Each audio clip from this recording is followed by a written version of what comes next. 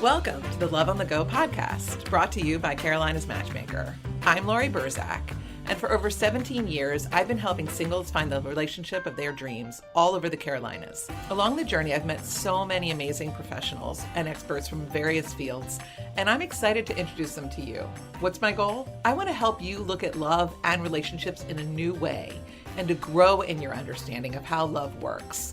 Let's learn together how people have overcome personal obstacles and have found love, first and foremost with themselves. The ultimate goal is realizing that you are worthy and deserving of love. Let's get started.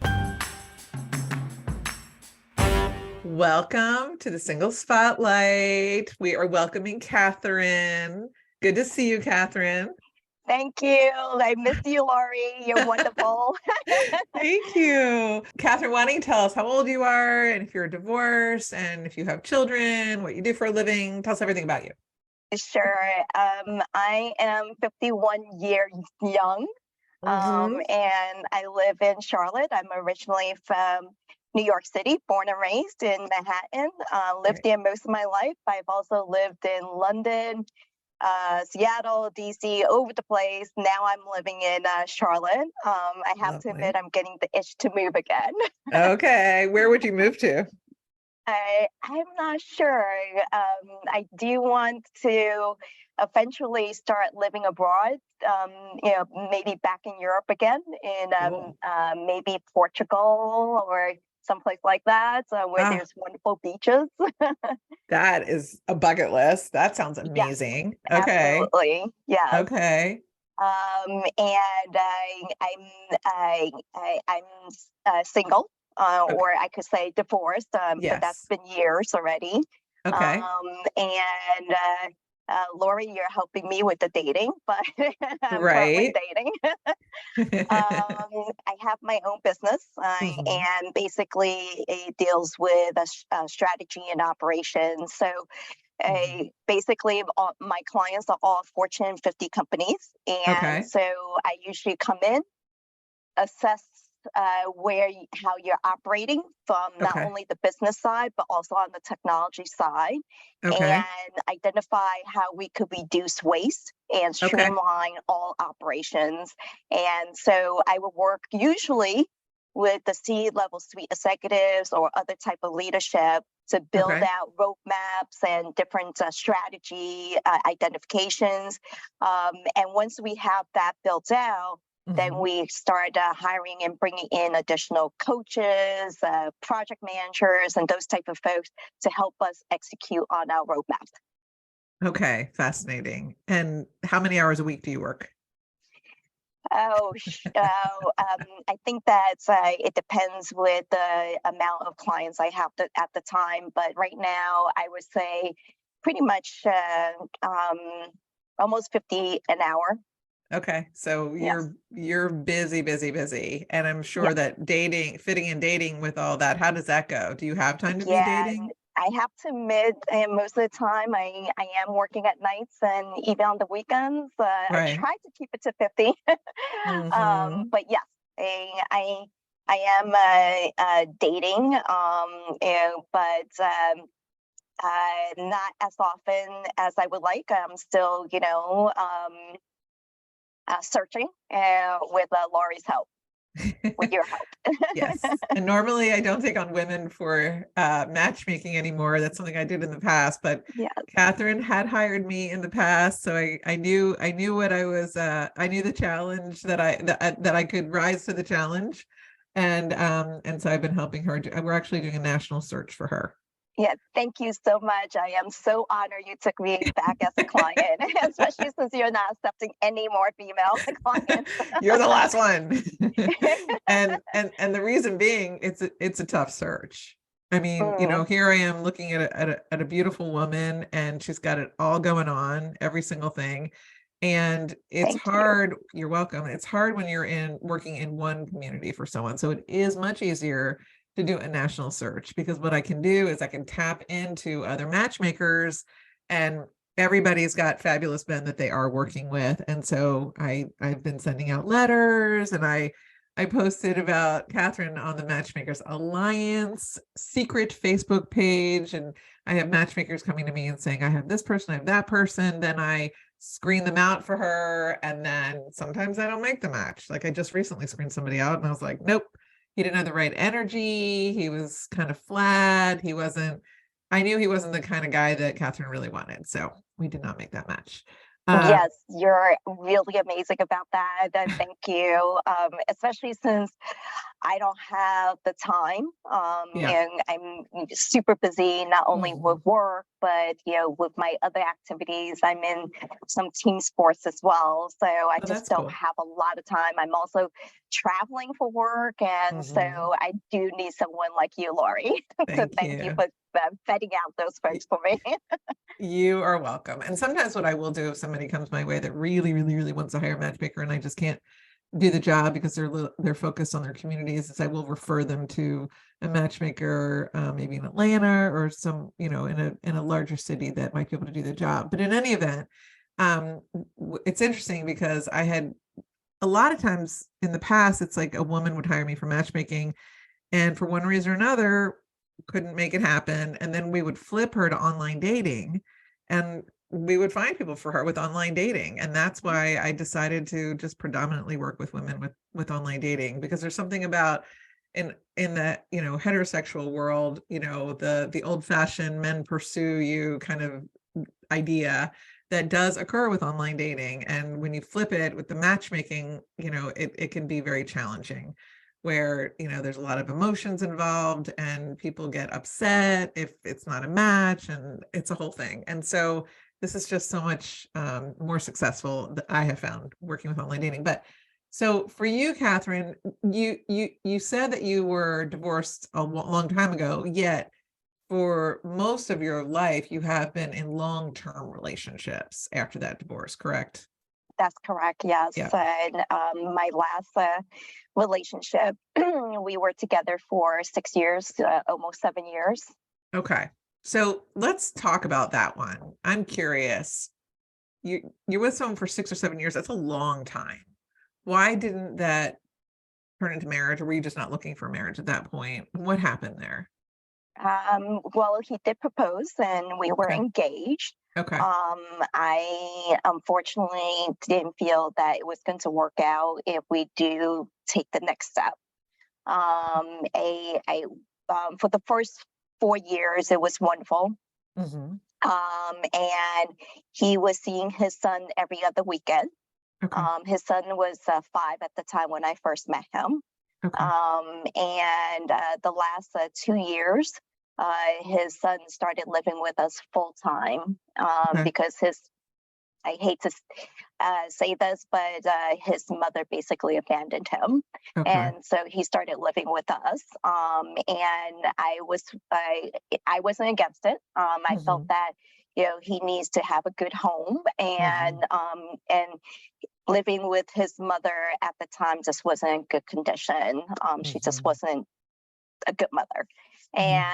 And so he started living with us for the last 2 years, and it basically changed the whole dynamic of the relationship. Hmm. Before he started living with us, my ex fiance actually told me that our relationship is not going to change, and that he's going to continue. He's going to have date nights with me and make sure that he maintain a relationship and being a parent at the same time. Hmm. Um, Unfortunately, maybe because of his guilt, Mm.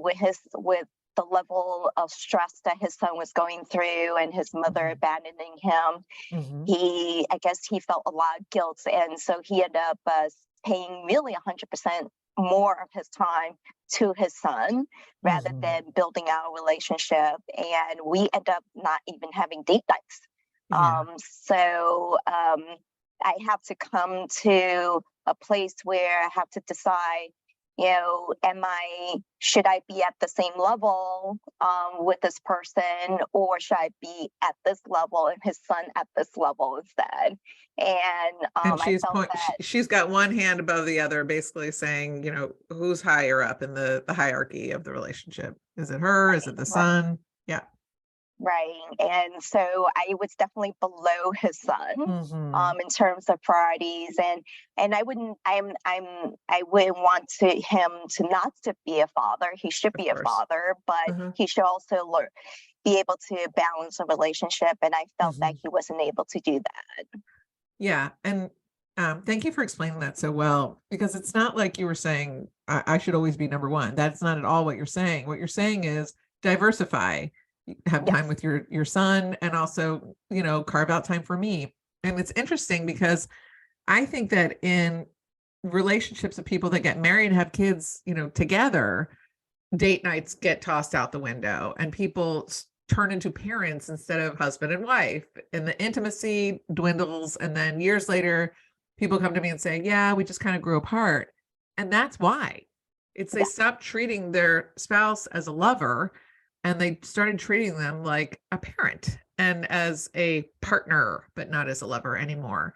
And then once the romance is out the door, which is a normal course, obviously, in any kind of long-term relationship, but you got to tap into it sometimes, so that the other person feels special. And Right. that's And that's really obviously important to me. And so right. that's Of a yeah, course. right. Yeah. You don't Um, want to feel like a second-class citizen in your own right. relationship. And that's kind of what it was. You need to feel special sometimes, not all the time. It's not always necessary, but sometimes you need to feel like you're being considered. And it sounds like you weren't being considered anymore. No, and I think that he wasn't purposely doing Yeah. that. Sure. It just ended up that way Yeah. because of everything that his son is going through. So he had Yeah. a It's a lot. yes, there's a lot on him. I Yeah. felt bad for him, and I tried to help him balance it, but Sure. it's just after a while, is it the right Mhm. path that I want to go in, with this person? Mhm. And his son is still really young. Yeah, very So that's young, and he'll going to be be a there for a lot long more, time. many years to go. Mhm. Yeah. Absolutely. Yeah. Yes. And thank you for explaining that. So, what would you say at this point you are looking for in a relationship? I'm looking for definitely a partner where we could, have date nights all the Yep. time. Yep. So maybe the kids uh, are a little bit older. yes, yes. Mhm. Where he has the flexibility, just like me, to take a trip if we want to, or or even do something more relaxing where we could be cooking together, or just Mhm. doing things together is really important to me. Even if Mhm. we're just taking a walk or taking an adventurous trip out somewhere, Mhm. I want to have that relationship and that romance with Yes. that person. Wonderful. And it sounds like you're very sporty, and I know you've got so many different interests. Let's talk about that. How do you like to spend your free time? Oh, I'm in two different teams. Okay. What I what am team? in What teams are they? I'm in an outriggers team. So we're practicing to race in the 14-mile race Wow. in an outrigger. And then I'm also in the dragon boat team, which is also a water sport, and that one's a lot shorter type of race. But Mhm. I'm part of a professional team, so we do if compete throughout the U.S., Mhm. preferably on the East Coast, and then Mhm. some of us, depending on how much we want to get into it, we compete at the national and the international races as well. Yeah. And then part time, if I feel like it, and if the weather's good, I'm also a co-pilot on a plane as well. Wow. What kind of planes do you co-pilot? Oh, they're just small propeller planes. I've actually thought of putting in more time, more hours to get my license, but Mhm. with the amount of work that I have, unfortunately, I just don't have the time to do that. That's very exciting. Yes, I just I love the just flying and just being out up in the sky. It's just so zen up there, and just it's just very relaxing. Believe it or not, the most stressful part about flying is actually the landing. I can only imagine. I mean, Yeah, I'd be completely freaked out myself. Yeah, but I Interesting. have a lot of different interests. So I used to be certified skydiver. I'm Wow. still a certified scuba diver. So there's a lot of interest that I'm into. It's just making the time is the hardest right now. So are you looking for somebody that's open to learning this, or are you looking for somebody that already knows how to do some of these things?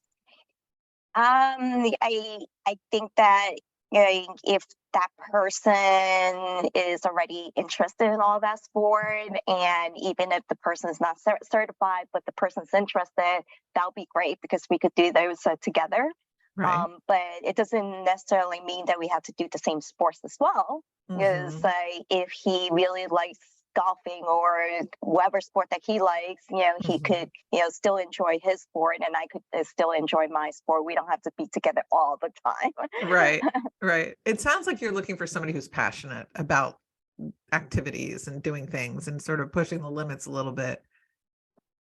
Yeah, just being out and about and being active and being, in good health, and taking care of themselves, and Hmm.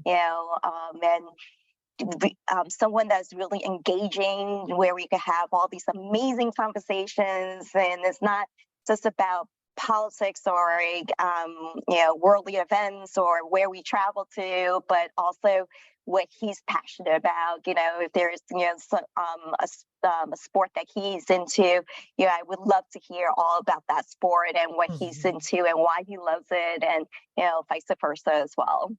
Okay. I love it. And you've traveled the world. Yeah, So are yeah, you I've looking for been. somebody who's also very well traveled, or are you okay with somebody who's just open to traveling? Maybe they haven't had a chance to travel yet. Ideally, I'm more attracted to people that's already Yep. well traveled, Right.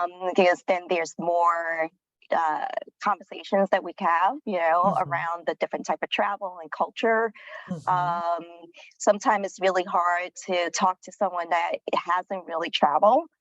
Even if Hmm. he wants to travel, because there's just things that people aren't aware of when they don't travel.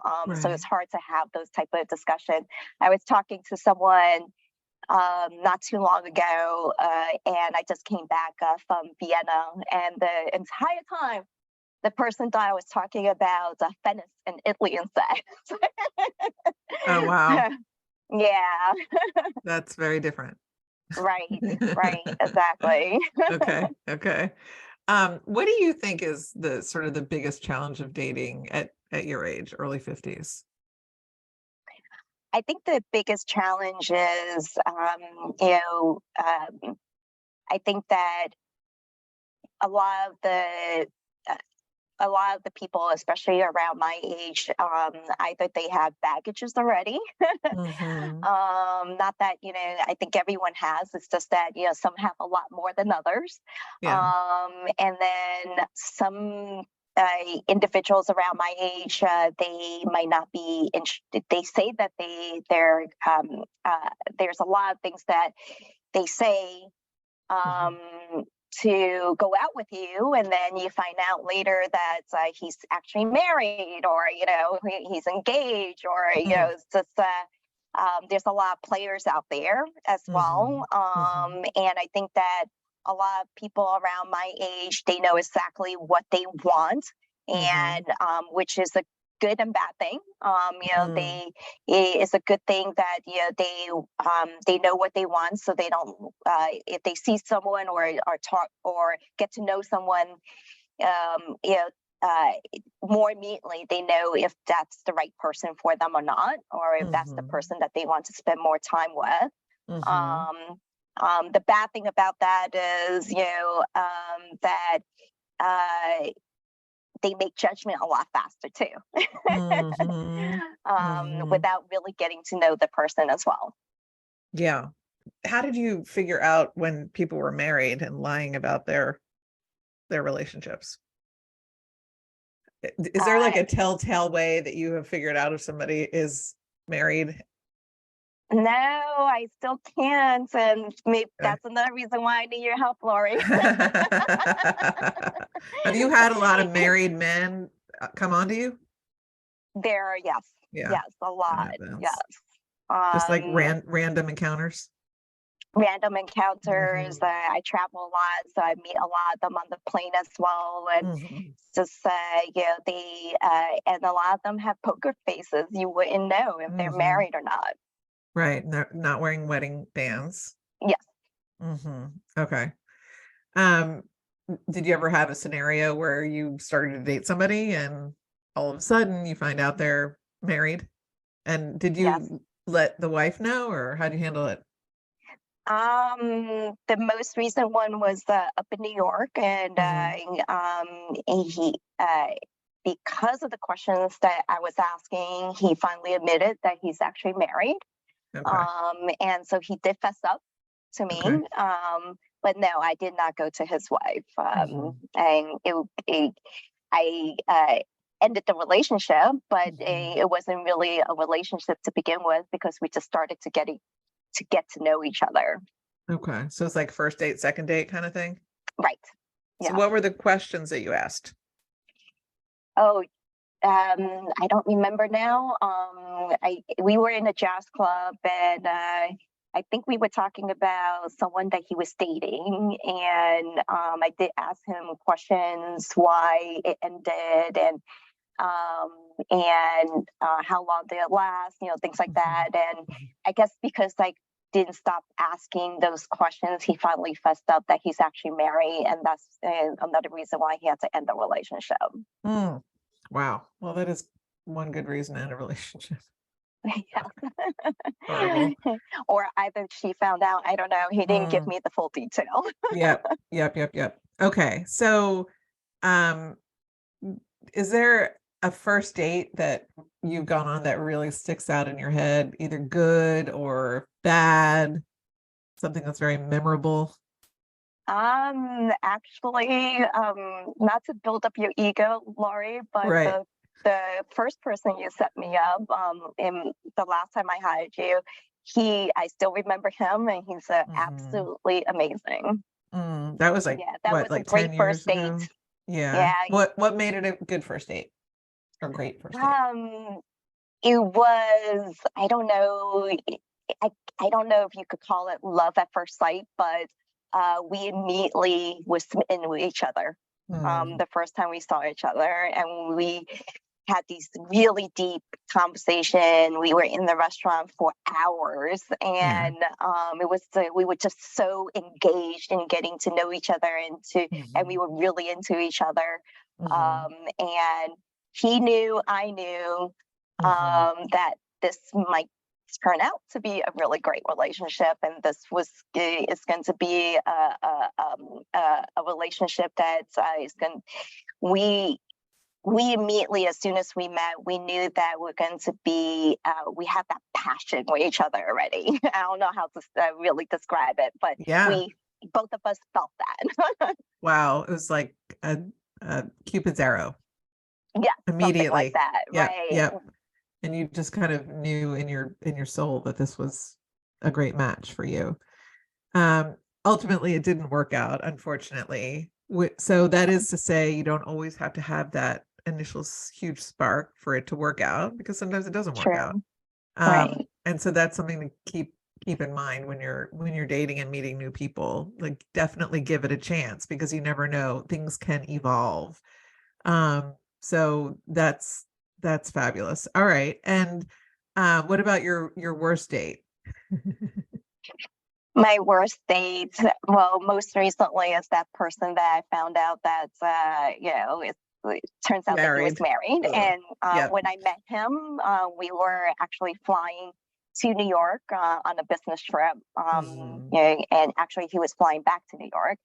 Okay. And we really connected, um, and he was super smart, and we talked about everything from politics to religion to sports to the type of work that we do, and we both Mhm. really connected on that because we're in a similar field too. Mhm. And I thought that there's a potential, Mhm. but unfortunately, it turns out that he's married.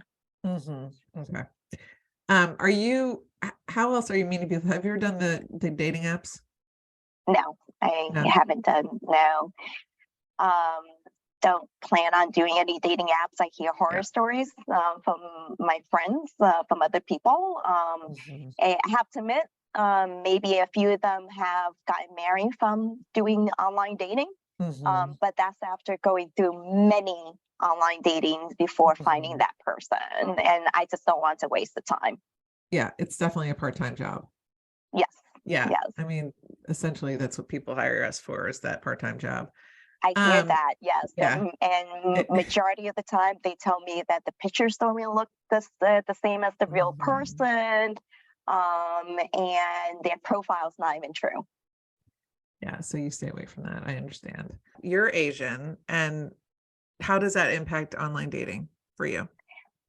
I know that specifically Asian women are the number one sought after in online dating, and I read that article as well, and other people have told me, and I've never done this myself, but there's even a Korean dating app Okay. that one of my friend was telling me about, and she told me that most of the men on that site are mostly white male. Okay. This is interesting because I had a conversation with matchmaker May, who works exclusively with the Asian community, mainly white men that want to date Asian women. And they have this idea in their head of what an Asian woman is going to be. So let's talk about that. That's interesting. What do Yeah, you and think they think it's going to be like? And how is it not that way with you? well, I don't know how they think because Mhm. I think a lot of men have different views. Mhm. But definitely try to stay away, like most Asian women. I try Mhm. to stay away from men that have Asian Yeah, fetish. And so I want to date someone that wants to date me for who I am, right. not because I'm Asian. What Um, is an Asian fetish for people that don't know? Can you explain it? I don't really know, but I think that a lot of it has to deal with Hollywood and how they Mhm. hyped us up. Maybe they think that we're crazy in bed and we do certain things in bed, or Okay.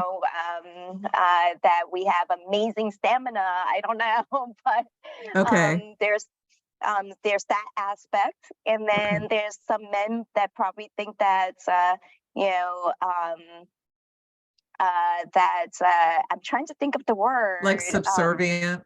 Yes, that's the word. Yeah. Yes, Mm-hmm. yes, and I don't think that's true. Mm-hmm. But some men might think that way, and Mm-hmm. then some other men, they're just sexually attracted to us because of how Hollywood built us up. Mm-hmm. Mm-hmm. So I most recently I have a friend. She actually wanted to set me up with this iBanker that she works with on the trading floor, Uh-huh. and he was asking a whole bunch of questions about me. But as soon as she says that I'm Asian, he was like, "Yes, I'm interested." And so as soon as she told me that, I was like, "No, I'm not interested." Interesting. Yeah, because why would he, he was asking a whole bunch of questions, not knowing that I'm Asian. As soon as she Mm-hmm. says that I'm Asian, then he was interested. I don't So want to interesting. see someone just because he's interested in me just because I'm Asian. Yeah. And it's curious because I do have a lot of men that fill out my profile and they'll say Caucasian and Asian. And those are the two that they choose. So I guess they do have Yeah, an idea in their head. and I have another. I have this amazing girlfriend. We're actually going on a trip together soon to Dublin and Mhm. to London, and her husband is Jewish. Mhm. She's mixed. She's mixed Asian and I'm not sure what Caucasian. Mhm. But he told me that as a Jewish man, Mhm. because he thinks through everything, he's practical, and he Right. says that he loves Asian women because we age really slowly, and most of us don't gain weight. So Oh God. for him, it's very Oh. practical from a shallow perspective, I guess. So that's what he told me. No comment. So like I say, I Don't really ever know. I introduce think me to every him. man, thinks of it differently. Yeah. Yeah. Very interesting. Yeah, and it just shows you what stereotypes do. Yes. Very interesting. One thing we haven't talked about is your son. You have a 26-year-old, right? 27 now. He's He 27 just had now. his birthday, yes. Okay, happy birthday. Where does he live? He lives in New York. Okay. And he just graduated from medical school, so he's going Nice. through the program, and he's studying under a surgeon right now. Okay. So that's what he wants to specialize in. I'm very proud of him. I bet you are. Because at the age of at that time 26, he purchased his own condo in New York with his own money. Nice. Wow, that's very impressive. Yes, actually, his place is even more expensive than my house. Oh my God, of course it is in Manhattan. Wow. Yeah, but Okay. it's New York, so. Yeah, it is. Yes. And it's probably like a quarter of the size or an eighth of the Right. size. Yes. She's like, and yes, an eighth. So that's probably why you have some interest in potentially moving to New York, I'm assuming. Yeah, I would definitely entertain the thought of moving back to New York. I'm originally from New York, but I'm also open to moving to DC or other cities in the US or even internationally. Yeah, I need to talk to my London matchmakers about you. Oh, yes. I'm going to be there the first week of May. Okay, let me write this down. Very interesting. Yes. I mean, I do think it's kind of hard to conduct an international relationship, but I guess people make it happen. Yeah, that could happen. I have a close friend. His name is Luigi. And he was living in Florence at the time. And my girlfriend, who is American, she met him in Italy, in his store in Florence, and they fell madly in love with each other. Wow. And eventually he moved to the US with him, and they got married.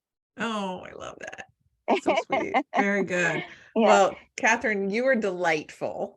And thank you. Anyone that is listening to this, you might want to check this out on YouTube to get the full essence of Katherine, because she is really a stunning Asian woman.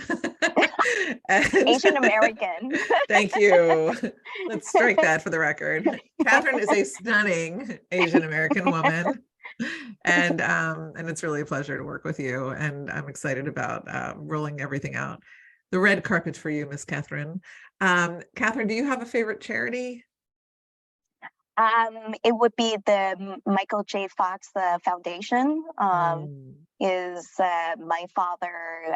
He passed away with Parkinson, and I got tested. I don't have it, but unfortunately, it's just he's been through a lot, and I know, I really, admire Michael J. Fox for going through with Parkinson and how he's been handling it, and to open this amazing foundation, to find hopefully a cure for Parkinson. Good, very good. It sounded like they have some headways recently, so that's a good sign. Good, that is so wonderful. With all the money they're pumping into the research, I'm sure that it will definitely roll out that way. Beautiful. Well, Katherine, it was a pleasure, and we will speak soon. Thank you. I love you, Laurie. Love you too. Thanks for listening to Love on the Go. I hope you join us on our next episode. You can make sure to know when it is by following us wherever you listen to podcasts. Also, if you enjoyed it, it'd be great if you left us a review. I'd appreciate it. In the meantime, to learn more about me and how my team can help you, visit carolinasmatchmaker.com. Until next time.